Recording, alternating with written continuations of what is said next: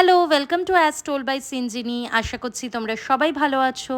One of the most popular destinations in Kashmir is Sonmarg or Sonamarg.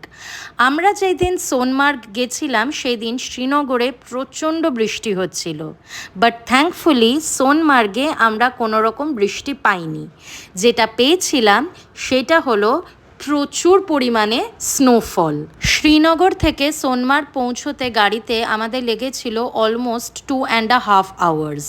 যেহেতু সোনমার্গে ছিল প্রচণ্ড ঠান্ডা, তাই আমরা রেন্টে জ্যাকেট অ্যান্ড স্নো বুটস নিয়ে নিয়েছিলাম, আর তারপরে স্নো বাইকে করে চলে আসলাম পাহাড়ের উপরে।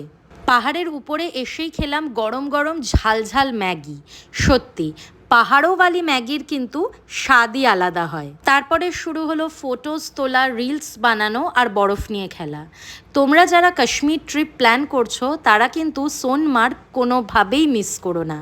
যদি ভিডিওটা ভালো লাগে প্লিজ লাইক অ্যান্ড সাবস্ক্রাইব।